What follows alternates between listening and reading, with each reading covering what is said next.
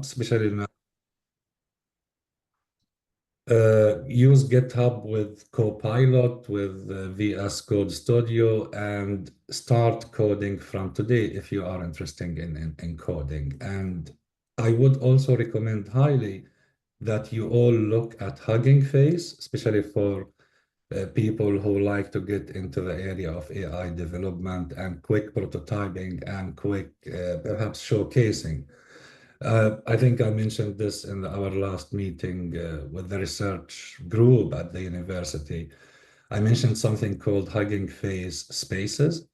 So if you start to learn AI, you could build some simple AI, even reproduce some existing AI application and share it on Hugging Face Spaces, which means other people could go there and interact with your solution. And that's a great way, by the way, to get yourself a job one day. Because now when we recruit, it's about really show me what you can do rather than tell me what you can do. So the final pillar here is the compute power. And certainly this is something we don't control, especially if you want to talk about large language models. There's only a few, maybe handful organizations and governments that that really have this massive compute power that can train very large, gigantic, large language model from the scratch. And I will come back to this point. But just to give you an idea, officially, it's estimated that, for instance, GPT-4 was trained in 10 trillion words, if you like. They call it tokens.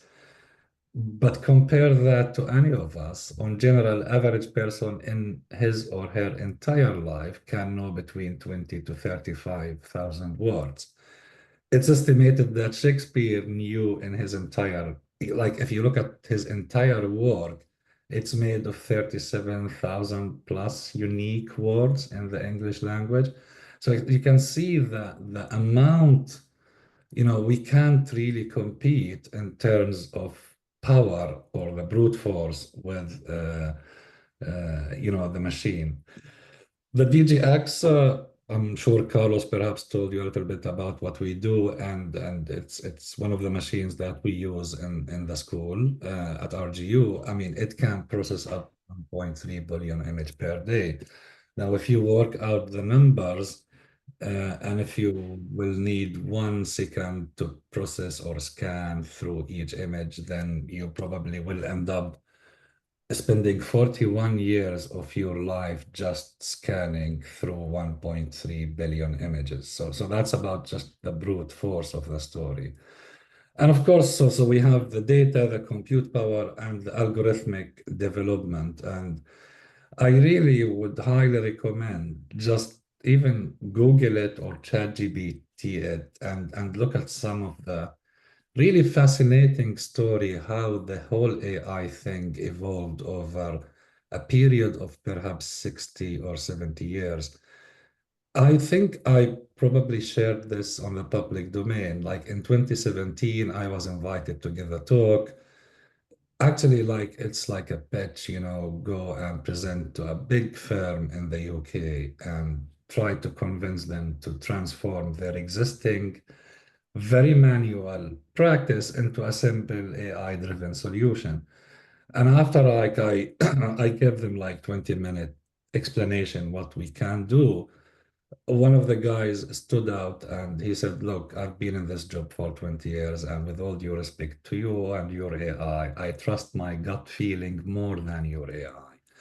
So, and the truth is, perhaps the guy was then true. I mean, I said, yes, of course, your gut feeling is based on experience and long experience. So it was so difficult to convince people, to actually adapt or embrace or transform the way they do things. But nowadays, I guess even my mom would love to get into this, exciting area. So the history is really interesting to the extent I think there was a book written somewhere in the early 80s, which is around the death of neural network. Remember, everything we talk about in AI today can be really attributed to one single algorithm, which is neural networks. Everything started from that perceptron, which was developed, I think, in 1947. So if you have time, read through the history. And if you don't have time, and people often ask, like, what made the changes really? And I kind of think that although there was massive amount of work, so these three algorithms you see in the slide, they didn't appear out of nowhere.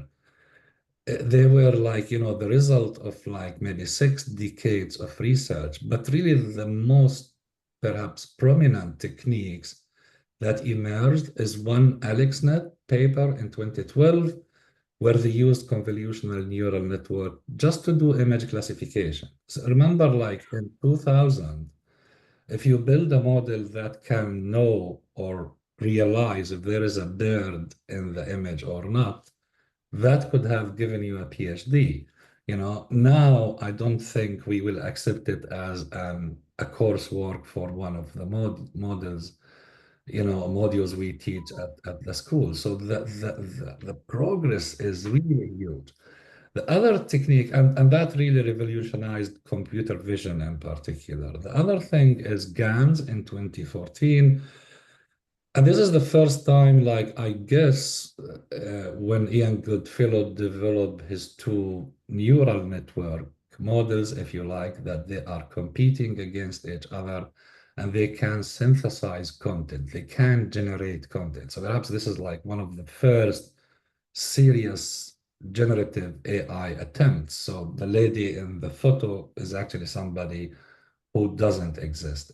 The image you see was evolved from noise. Noise means like a gigantic two-dimensional matrix of real numbers between 0 and 1 that represent random colors. And, over like hundreds of thousands of iteration, it ended up this nice photo for this lady.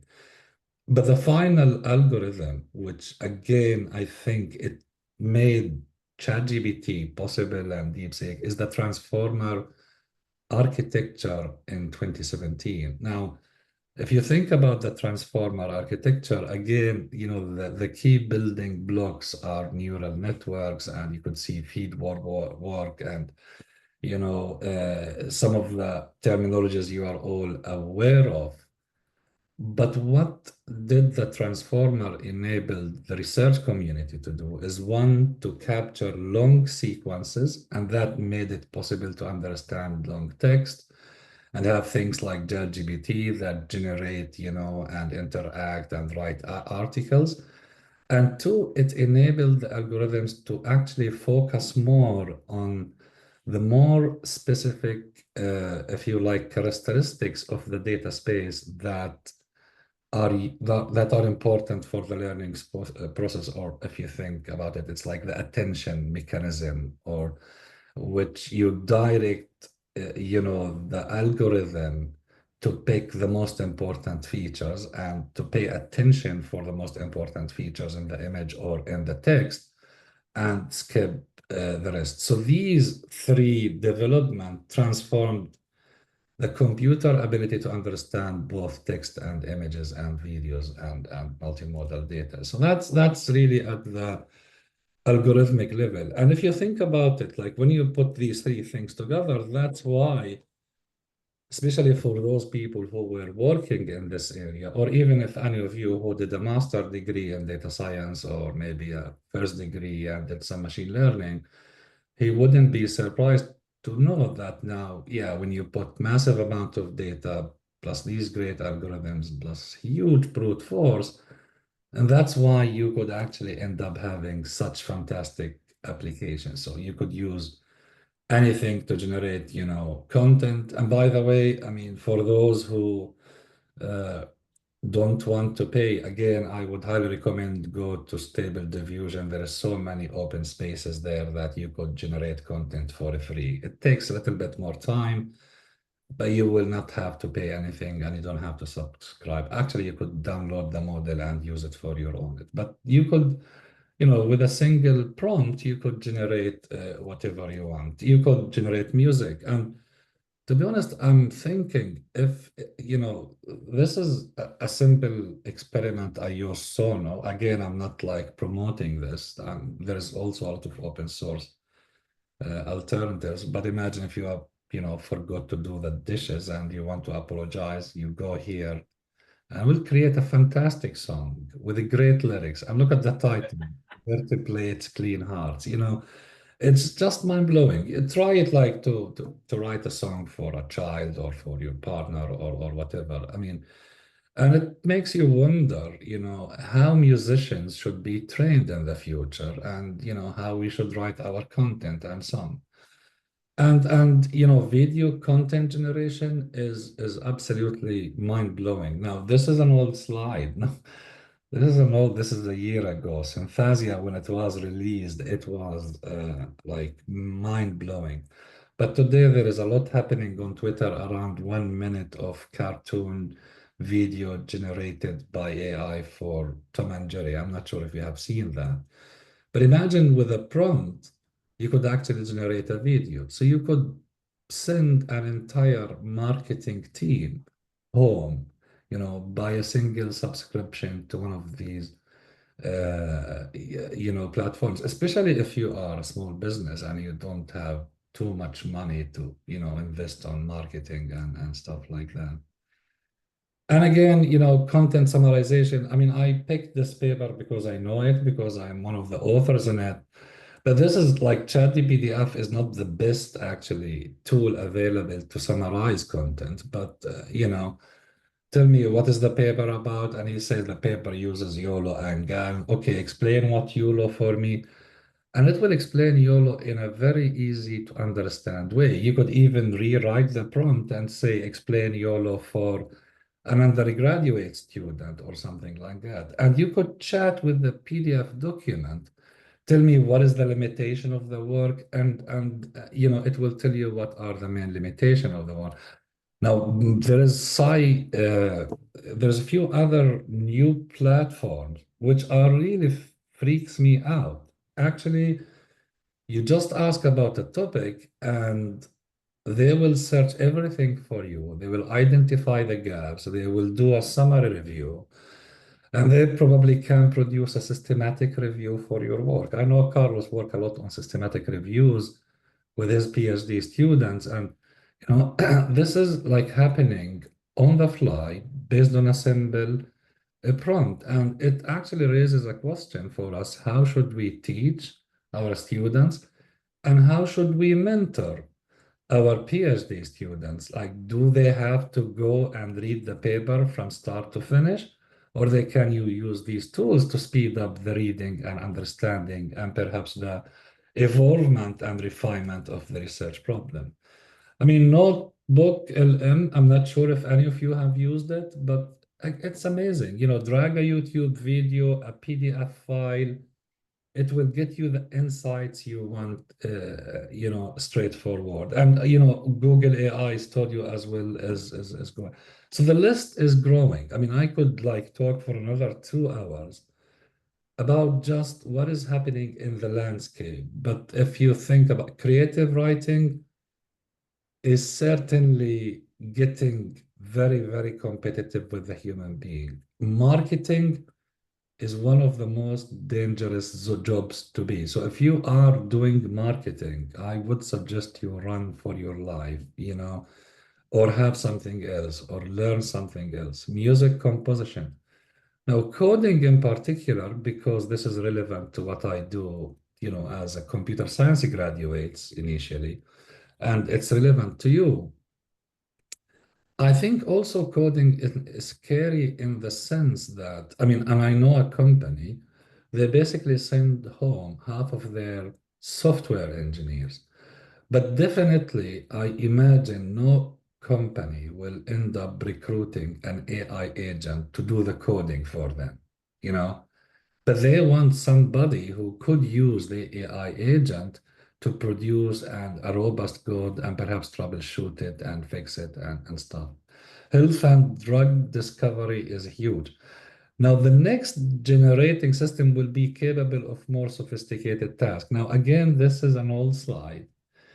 And when I wrote this maybe 6 months ago, I was talking such as like as a future direction, complex. Not this is not me predicting. This is me like looking at some people like influential people like Andrew Neg and Andrea Karathi and others who were talking about this space in particular, where we have AI agents or system that can reason and do more complex tasks rather than what we call the one shot learning, if that makes sense. And this is like, if you look at some of these reports like World Economic Forum or BWC, I mean, you will see a lot of statistics, some of them scary, some of them perhaps reasonable, but whatever you want to take out of it, we are all required to really acquire new skills and tools and perhaps get outside our comfort zone. I will tell you, I mean, it's not a secret, but I think perhaps for the past 5 years, 4 years, I didn't code much because I was too busy with other things at my work. And, I have PhD students and a lot of people who work with us. And, so I didn't code. I didn't lead like, I wasn't a lead author on any of the papers for the past 4 years. I think the last time I coded and did lead a paper perhaps was like 6 years ago. But recently, maybe like 5 to 6 months ago, I started to code a little again, and I started to try to sharpen my skills in Python because I'm thinking, if you can generate all this thing, why would RGU recruit me to teach a module on data science? I'm saying data science because I think, Ian, you were there at that time when we start teaching that module. If you can simply now, trigger few AI platforms to summarize everything about data science, from data exploration all the way to fitting an LSTM model to do forecasting, and then you could pass this materials to another like AI agent that can generate the slides and the visuals. And then you pass everything to an AI agent who could create a virtual character, which looks perhaps 10 times younger than me and much more attractive and engaging to the students. And the whole story could just be a fraction of the price of a lecturer salary. And this is actually a valid question if you think about it, especially that the student can learn in their own way.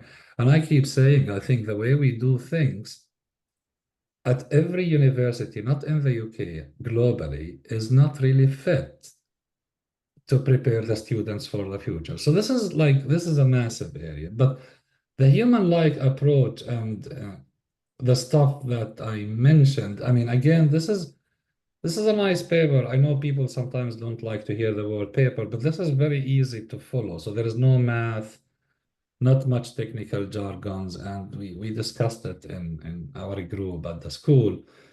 But if you think about this, like the query, like you just query a large language model, visual model, and say describe the image.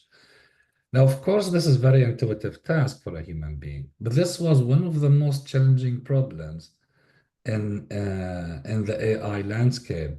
But notice the response, which actually described what is there, but it says that, I ran multiple computer vision tasks.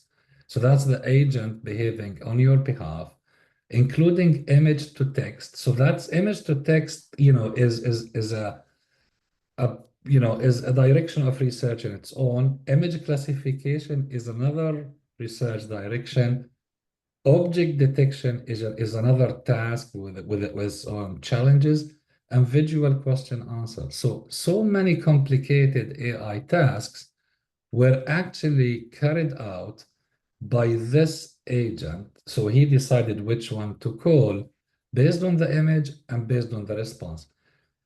Now, that looks very intuitive example, but you could take this to any other example where basically the agent will be acting on your behalf and decide what operation or task or valve to open or to close. So that's like where we are. And believe it or not, now this is something you could see on Hugging Face if you go there to Hugging Face Spaces, and you will find a lot of similar examples. Some of these stuff really 5 years ago would have given you a PhD degree from any university in the UK or perhaps in the US or any other university. So that's why when you think about it, you have always to think, how can I upskill and reskill and know my stuff at least. I'll create my zone. So if all this is happening, so where is the problem? And again,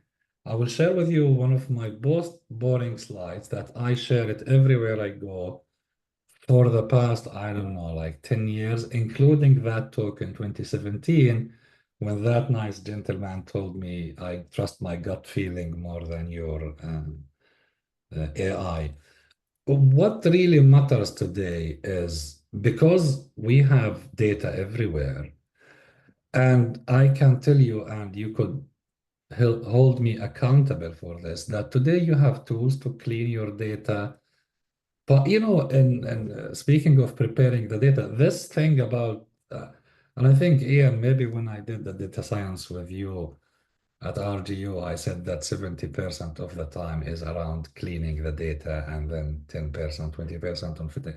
It doesn't apply now, you know, because many tools now there out there, they could scrape the web for you, for example, and take all this unstructured data and transform it into structured, tabulated data of any format you like, including if you want to put it in a vectorized database to be used in another large language model. So this is solved problem. And there is massive amount of models, and you don't have to be an expert. It is sufficient to say, I work for a call center and I want to automate the process of answering the queries. Most of the queries from the users are around how to reset their password. So if you think about it, okay, somebody calls, so there is an audio, and I want to transfer that audio into a text. I will be looking for a tool that will help me doing this. And Whisper from OpenAI is an open source, fantastic transcribing tool, and you could use it. And then I want to maybe fine tune a large language model, and voila, in 2 days, you automate the whole process. And if five, six people are working with you on this call center, maybe you can deploy them into other areas. So this is all there, and it's just waiting for you to grab.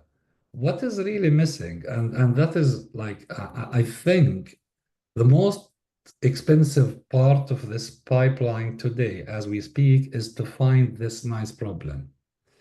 Find a very well-defined problem that I want to do something, and the rest will fall easily. I'm not saying easily in terms of implementation but it's doable. 10 years ago, when you think about specific problem, and if you come and discuss it with me, even for a project, for example, for your PhD research or for your MSc, I would say, you know what, I don't think this is realistic. I think this is challenging. So for instance, 10 years ago, if someone came and say, I want to do face recognition to recognize people who are half faces covered or under different light condition, I would say this is a challenge. Maybe today is not a challenge.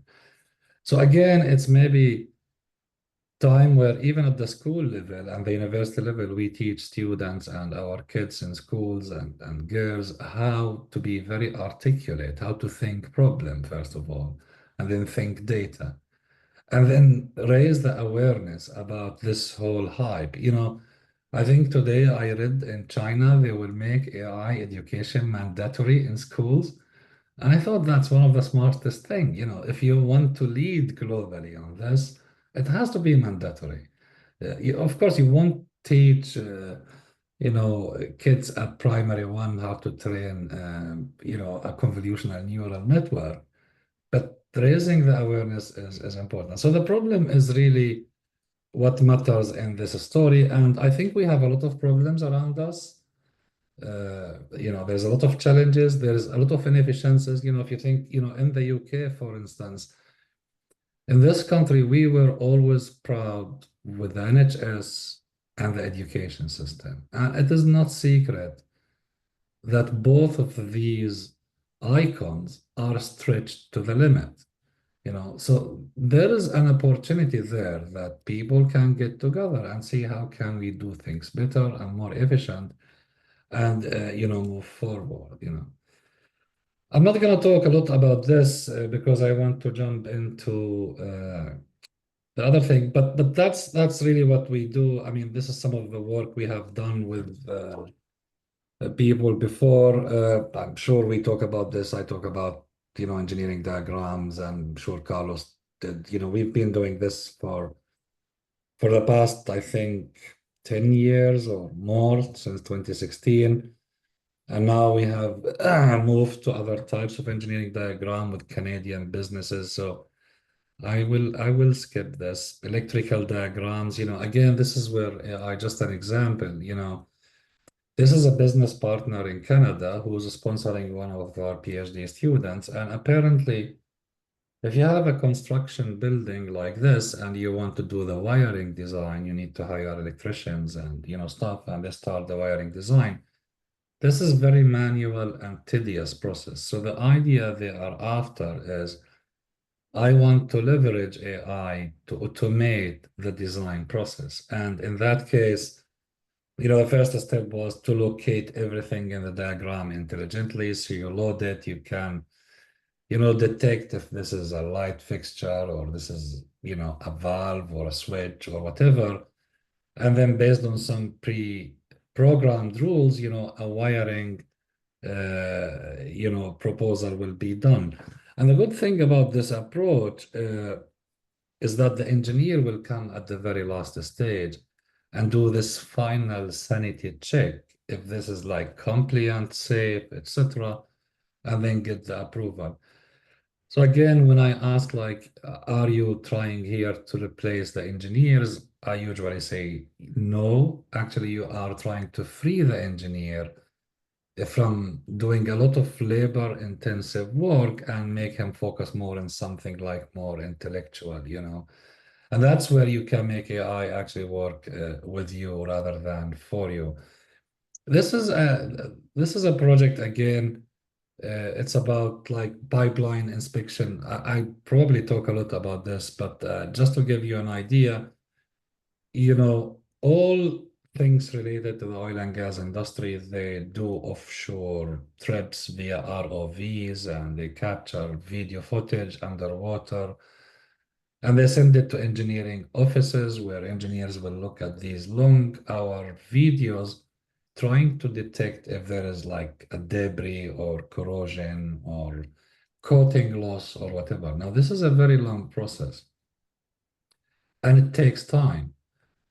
But if you can simply automate it, given what I told you about the algorithms available in the space right now. The interesting part of this particular project is that even we as humans, maybe what appears to me as an expert in the engineering, the pipeline engineering, as a defect, might be something normal for another engineer, say Carlos or Ian or anybody else. Okay, so basically the consensus, like how to label the data, is again one of the biggest challenges nowadays, specifically when it comes to problems like these. Uh, Again, I mean, some research related to underwater image enhancement, inspection again. See, the thing is, again, maybe I just should tell you, even if you are not like an expert in AI, and if you want to build a model, let's say, to detect if there is a defect in a structure or not, the first thing you need to ask the people if they have enough data that represent the different types of defects. If they have that, then your problem is solved. And it's a good way to think problem. and help you be a little bit more articulate. So when we go to a company like this, and I think we've been working with this since 2020. Carlos is involved in it. A few other guys from this group as well, they are involved in this.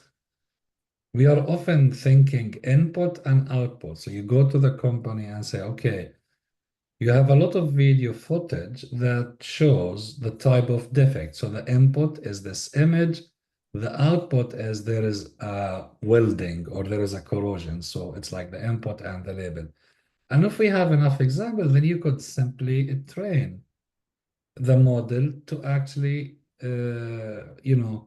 recognize these defects. And you can also give the domain expert, the engineer, the ability to approve or disapprove the prediction that has been carried out by the AI model. And this is a great way, in fact, to inject domain expertise with AI algorithms. And you could do augmented reality and all other stuff. The latest project that has been started last Friday, and again, there's a lot of ethical controversy around this. And this is with the company in Aberdeen here. And if you can today, with all the algorithms that I mentioned, detect, the human, you recognize who is this, if he's walking, sitting, sleeping, and what type of dress, and you could understand the context, the weather. So why can't you build a model that can predict what is the next move for that particular person? Now, there is a lot of controversy here because in this case, we will use this just for safety research in the oil and gas industry. Can you predict a potential hazard given someone movement within like a dangerous working environment, let's say like a rig? So that's one of the stuff we just like start doing. And when equipment fails, there is a lot happening in this area where all the data you see coming, they are streamed like 24/7, but it's most businesses really don't utilize this data till something happens. But again, the assumption is if you have all the data and you continuously monitor it and evaluate the performance, then you could definitely build a model that can predict in advance when an equipment will be failing, when maybe you should shut down for maintenance, and you provide a data-driven predictive maintenance program, if you like. Now, of course, there is a lot happening. I want to leave a few minutes for the agents, but I mean, there is too much challenges. I mean, again, these are the stuff we work with, data annotation. I mean, if I want to build a fish classifier, you need to find somebody who's expert with fish and who can differentiate between haddock and cod and salmon or whatever. And usually this is expensive. So that's a data bias is a big problem. I mean, I don't know, maybe I showed this. This is again stable diffusion on Hugging Face. So I just prompted it to generate a nice teacher. And my second prompt was generate a bad teacher.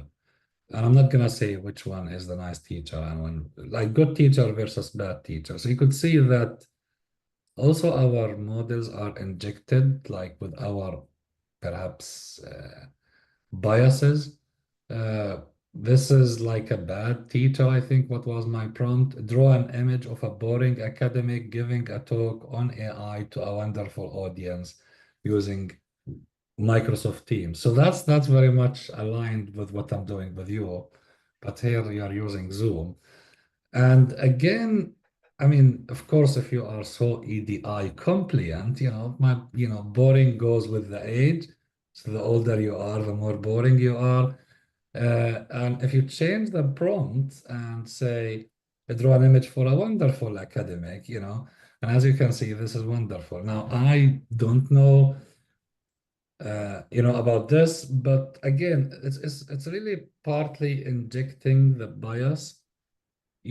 our own bias into these AI models. Now, these are like basic, simple examples, but this could be also related to health. If a certain doctor specific experience about type of diseases, he could really like miss serious diagnosis. So there is a lot happening in that area. The data bias, the class imbalance is a huge problem. Again, I'm not gonna talk about this. I'm sure it's boring, but it's partly like how you can lead to biased results and data authenticity. I mean, this is again, perhaps I put this like 5 years ago and I keep using it, but now it's even worse. Now I saw a video for actually an activist who recently protested something at Microsoft.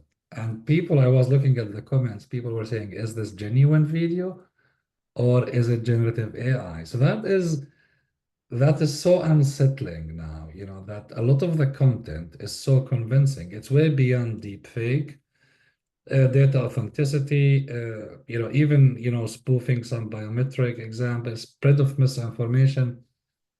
I thought I will highlight this, of course, if you think about it, there's only like few big companies that can really train these huge large language models from scratch. So they control the narrative, they control the story, they control the input. They could filter out some of the input from the literacy of human history because it doesn't align or conform with their own beliefs. And that could lead to, a lot of problems on the long run at the educational level, historical and stuff. And why I'm saying this, because not everyone can own such technology. According to an estimate of the University of Washington, training a single GPT-3 sized model, so that is actually way less than what you see right now. It requires yearly electricity consumption of over 1,000 households. I don't think, perhaps there's a few universities at the international level who could do this, you're only talking about companies like, Microsoft, Google, perhaps Apple, Elon Musk, and I hope perhaps Donald Trump as well. He can train his own large language model. You never know. But that is worrying. This is really a serious challenge. Who controls the narrative? And hence, by the way, you see the war between China and the US today is not a nuclear war. It's not like the Cold War. It's who will be at the leading seat in this race. Uh, what can we do? I mean, again, I always tell myself every day, reskill and upskill. We need to reconsider the way we do our education. We should actually rethink the way we even teach programming, for non-programmers and for programmers. Our existing practice, definitely. And I think we have to embrace AI as it were. We don't have to shy from it. I tell even our undergraduate students, please do use it. If you find a nice piece of code generated by AI that can help solve your problem, that's okay. Because I think we reached an era where we just want to, basically teach the students how to follow a systematic process to deliver something. Now, how you deliver each stage and in what tool, we shouldn't be very narrow-minded, and I think we should open up. And always we need those domain experts. If you are interested in like creating your own coding or software engineering platform, I wouldn't suggest you go and buy Cursor or Windsurf or even Replit and start coding. No, you need also software engineers. Perhaps instead of hiring 10, you might end up hiring 3, but you still need this domain expertise in the loop. And of course, no, AI won't replace us, I think, but uh, probably someone else who knows AI will be in a better position to make that my job if I don't really follow up with what is happening there. So that is my boring story. This is like not really final team, but most of the people here contributed to everything you see in the screen. And before I'll just show you briefly about a couple of things. First of all, I don't know how many people do Node.js or JavaScript programming. Now, this is me testing a couple of platforms. One of them is Cursor. Now, Cursor is open, it's not open source, but if you register, if you go to Cursor ID and register, I mean, just using your even Google email or whatever, you could get a decent free credit. So I would highly recommend if you are interested in coding and you know coding, or even you know zero coding, try that. But to try it to test the limits, I have to say, frankly, the last time I did JavaScript was a huge time ago. I don't know anything about Node.js or Script.js or, all of this stuff. So what I did, I basically, all you have to go is, I don't think this is from the beginning. I ran out of credit, but as you can see, can you update the game so that the player plays again against a computer? So this is an XO game. I hope it will work. Okay. And this is the user interface. This whole prompting technique, I didn't, the reason I choose like Node.js because I don't know anything about this. And I will play and the computer will play. And if I did this, and there will be a celebration and you could start again. Now, this could have been maybe 5 years ago a very nice coursework, or it could reach the stage of even an honors project like 10 years ago. And I literally didn't write any single code of this. The other thing, perhaps I want to show you. So that's typical example. Now again, clearly, if you are, if you have, uh, the subscription and you want to use it for your own business, I think it's worth it.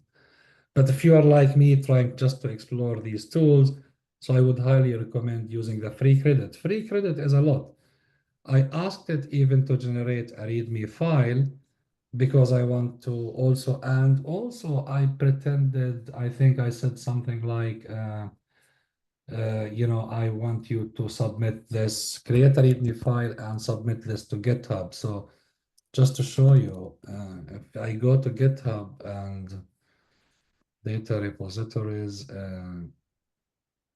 demo TikTok, I hope this is the one.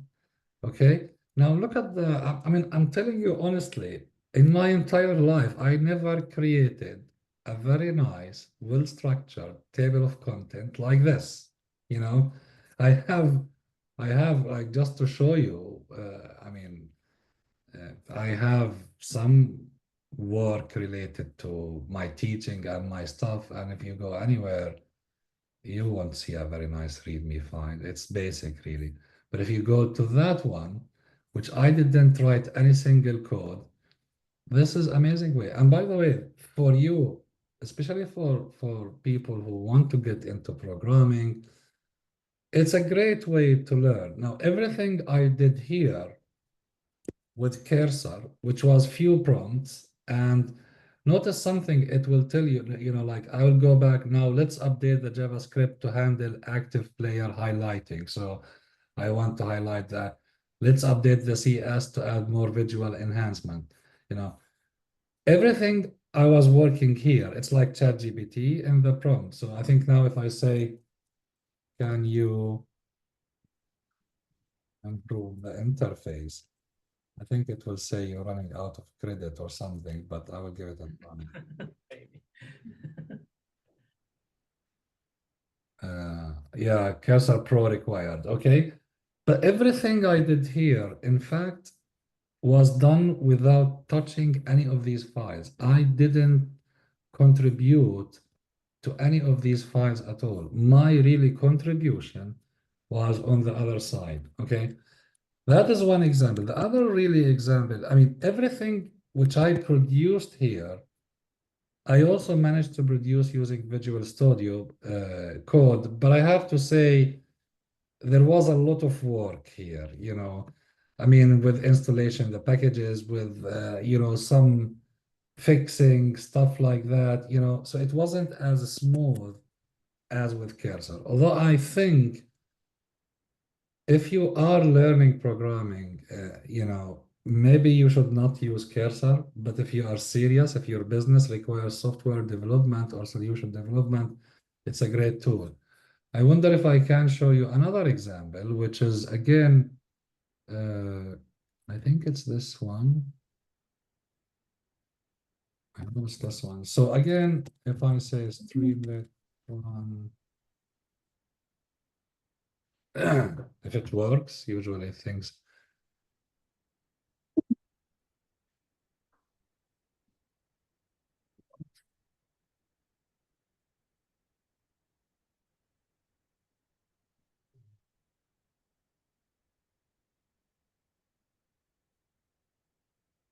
should work.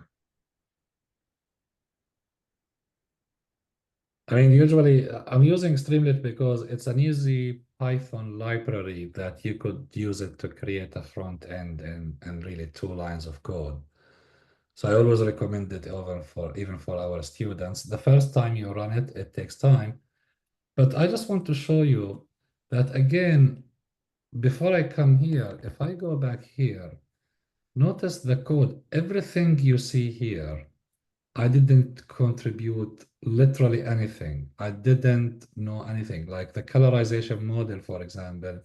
And I have no idea. All I was doing is here. But so what I did, I said, I want you to create a simple Streamlit application that allow the user to upload a grayscale image and add the color it and enhance the image quality. Now, I will show you uh, an example. Agentic AI. Okay, so that is the original image, and this is the process complete.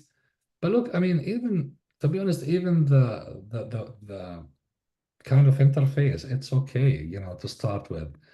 And then I say if I want to change it to colored image, so you could see that, and clearly I suppose you can download the image and then explore it.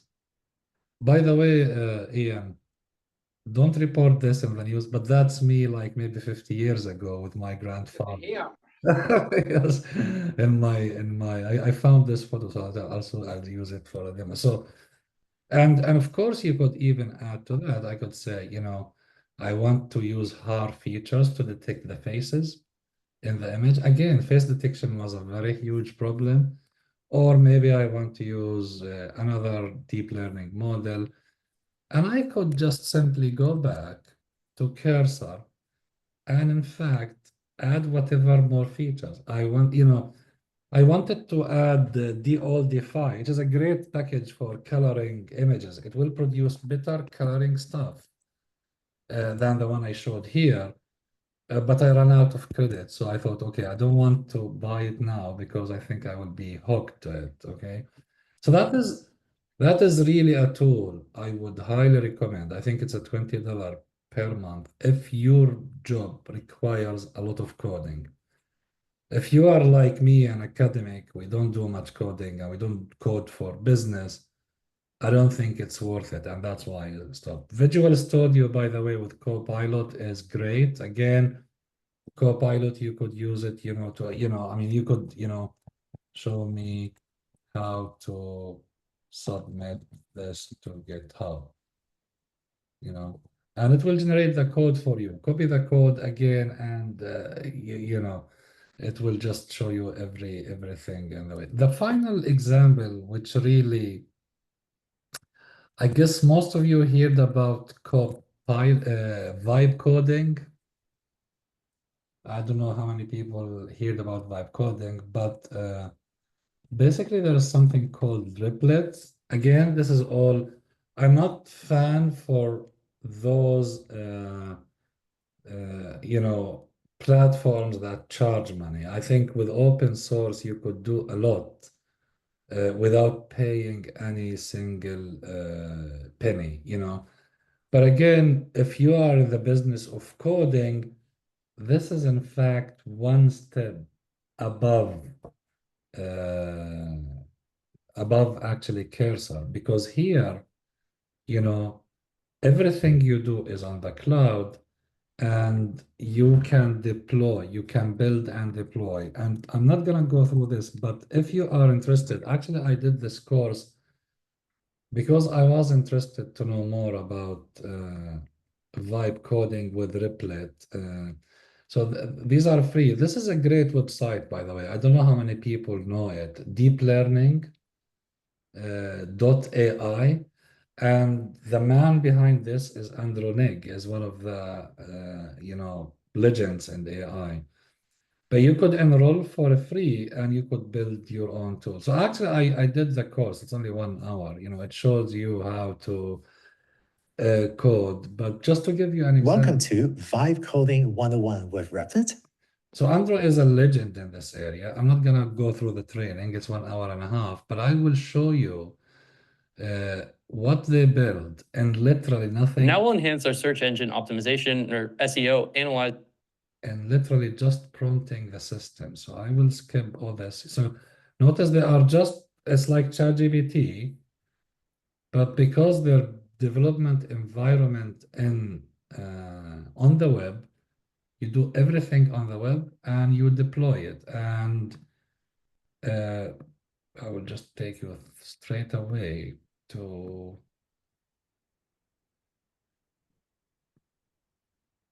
the website. So this is a website. It's called SEO Meta Tag Analyzer. And actually, if you go anywhere and you want to do, like if you Google it, if you go and say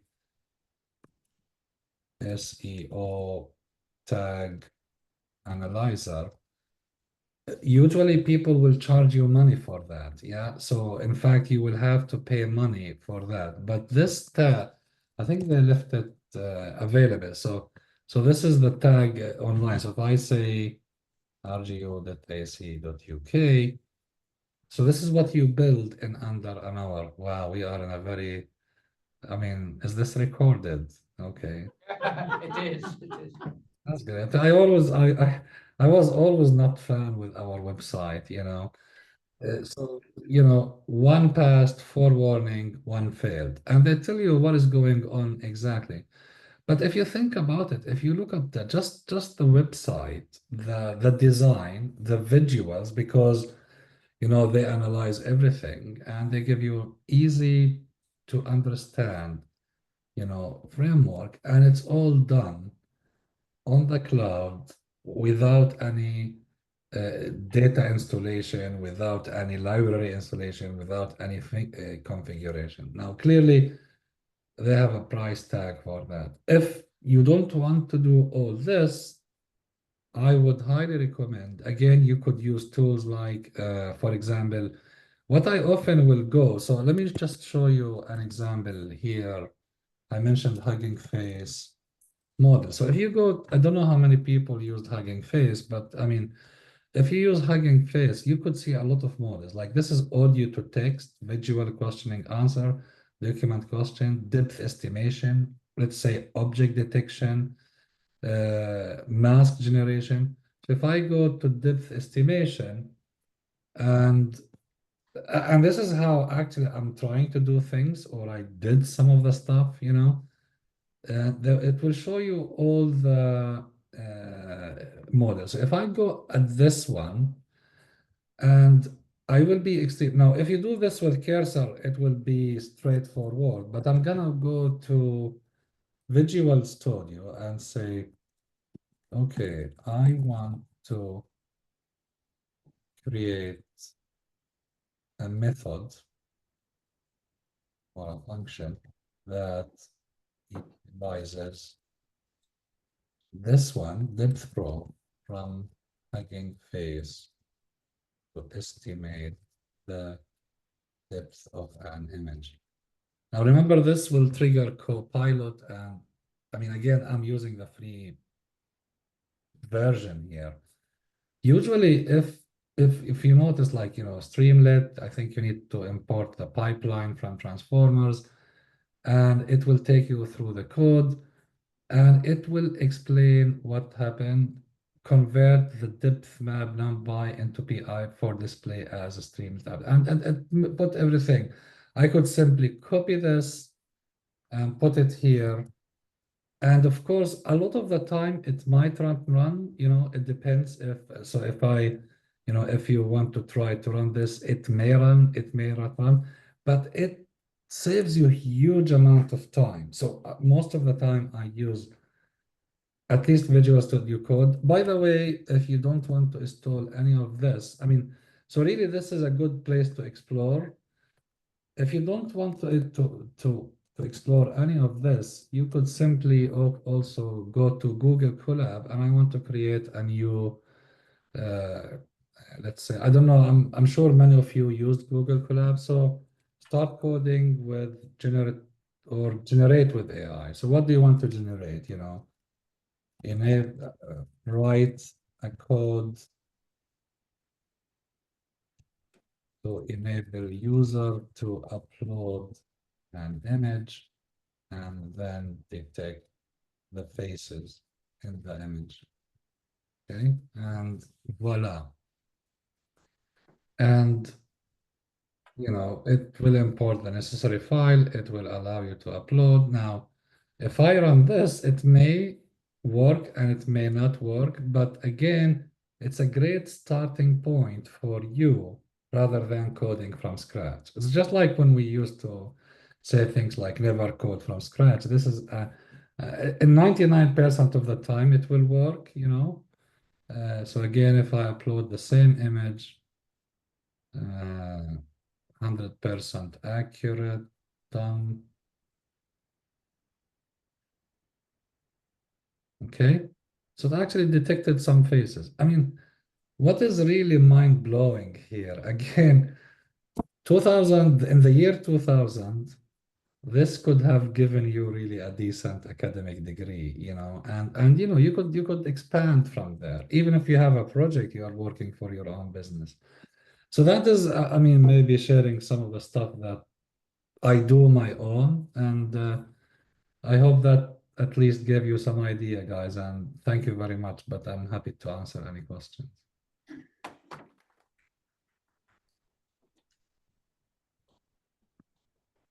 So thank you, Eyad. It was fantastic. A really, really good talk. You can see we've got a good crowd here. We've got a microphone here. So I'll ask for any questions. I think Lee is down. Maybe you can't see. Wait, you can't see Lee. Yes, I can see Lee. Can you hear me? Yes, and I hear you. Do you think there's a danger in new programmers, like students, first years, using these AIs to not learn coding? That's the £1 million question, to be honest, Ali. And frankly, I know you work with us in RGU, and yeah, it could be an argument. And I think, like, I enrolled as an undergraduate in the 90s. And I remember when we used to draw a flow chart before we go to the computer, because there was like limited number of computers in the lab. I think it was about 20, and there was 400 students, okay? So sometimes you write your code on the paper because you will get one shot in the lab, and if you miss it, you are done. And that taught us a lot. Now, today you can't teach people like this, but I agree with you. There is a risk that, or I would call it that this will encourage shallow learning, or superficial, But there's no other choice. Thank you. Any other questions? Don't be shy.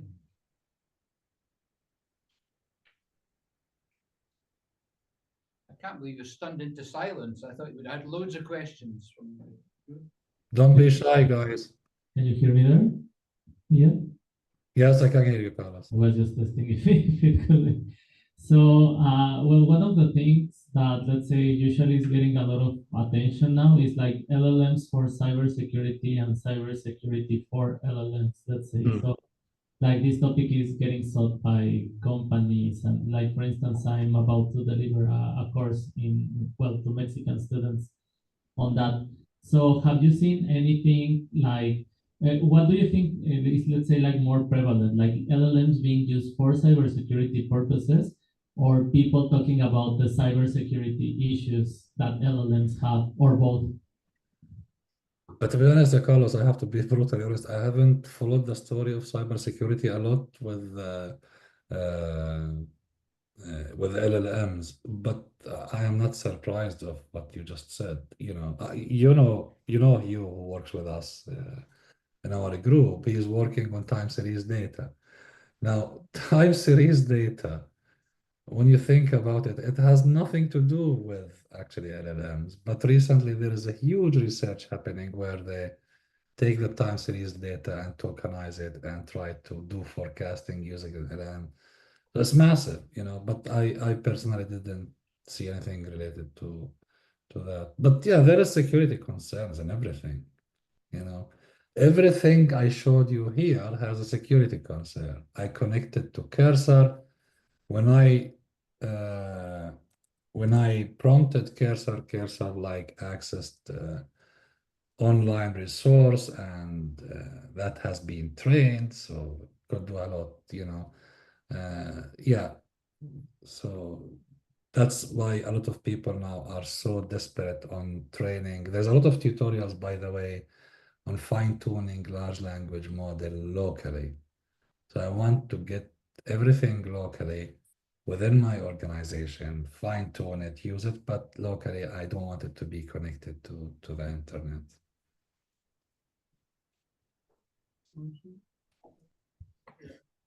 Press it. Should turn green.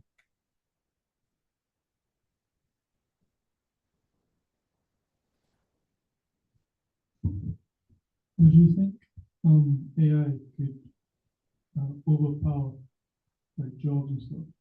Or is that, do you think that's just science fiction? Makes sense.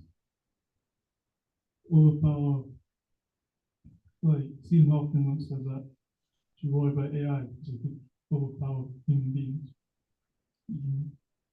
Well, what's your view on that? So, Could you hear the question? No, Okay. that wasn't clear. Sorry. So one of our attendees here is asking, what's your view on predictions from Stephen Hawking and others that AI could overpower humans, for instance? In a lot of aspects, AI is already overpowering humans. There is a lot of domains that we are underperforming compared to AI. But if you're asking, like, is AI going to take over us and start shooting us or exterminating us? I don't know if that's the question, Ian. I don't think so. I think we have enough stupid politicians on this planet who could do more damage than AI, so don't worry.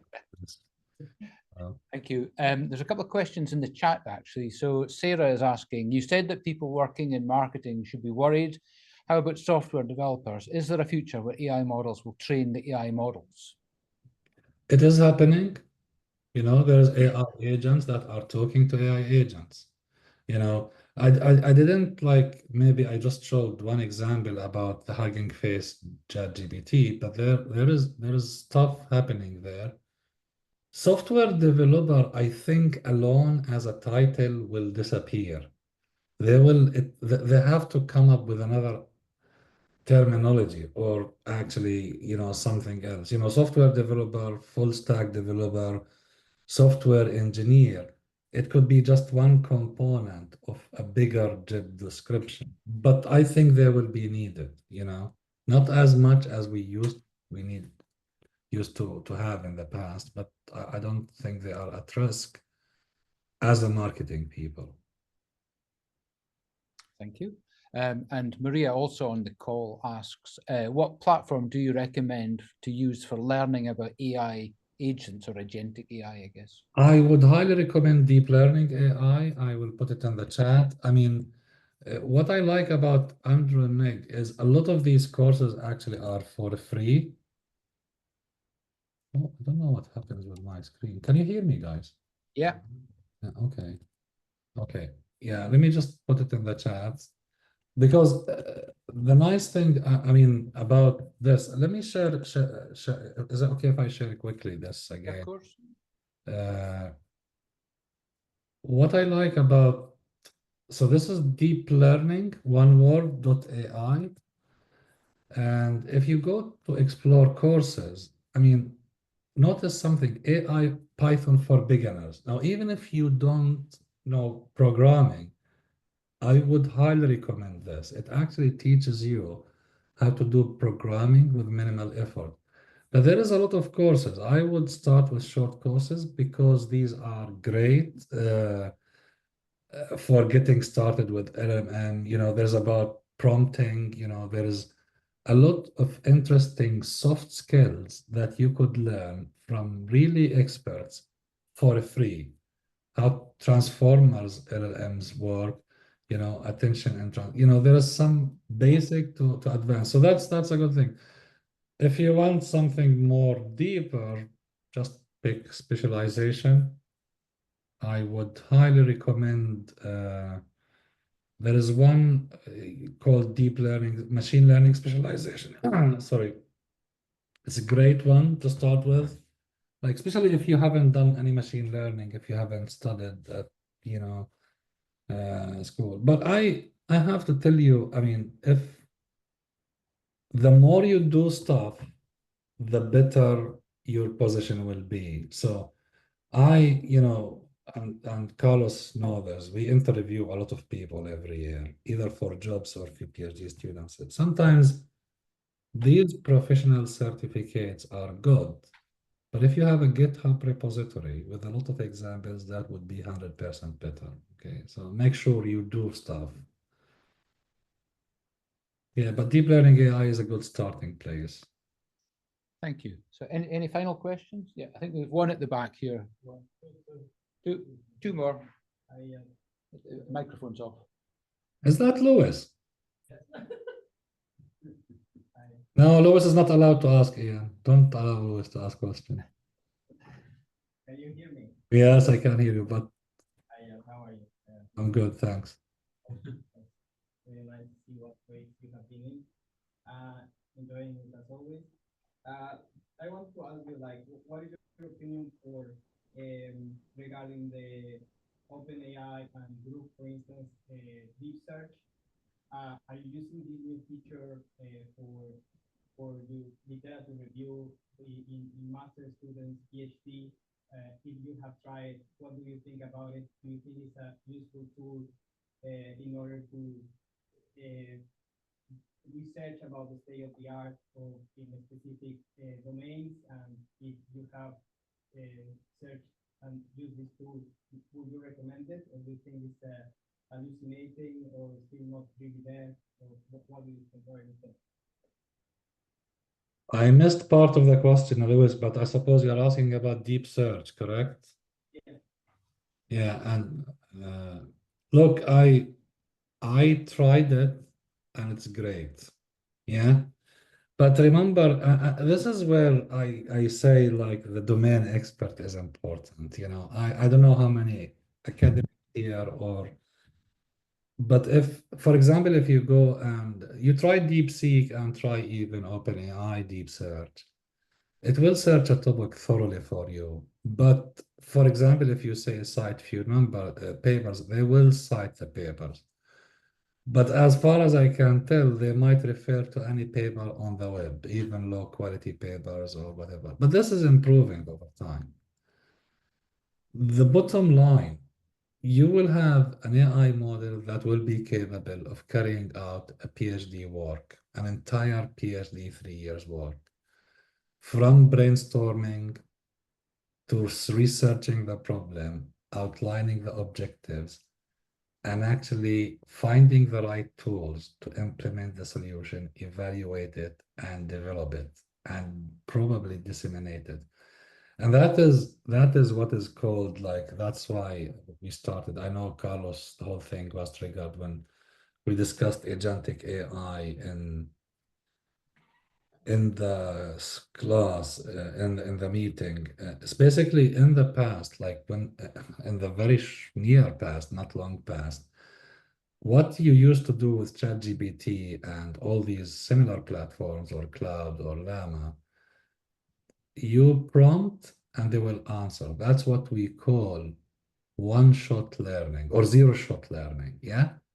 So if I say, tell me more about Lewis, they will go and grab all the details about Lewis that has been used to train the model and pass it to me. But then if I say now, I want to write a cover letter applying to Lewis Company, and I want you to do a thorough search about Lewis and the company and compare that against to my attached CV and write a very personalized, strong cover letter for Lewis to convince him. It will do this, It might actually execute some code.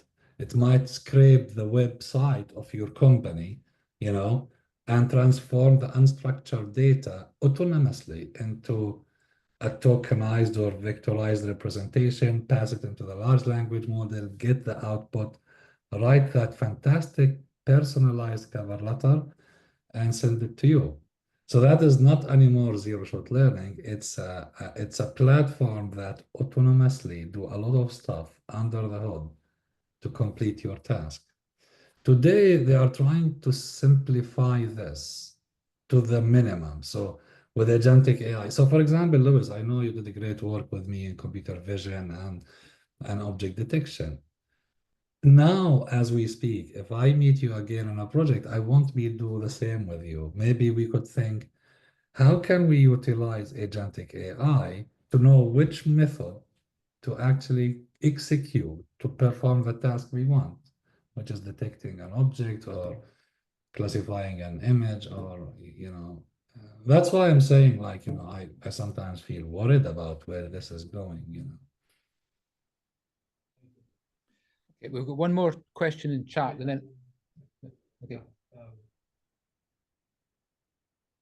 Can you hear me? Yeah.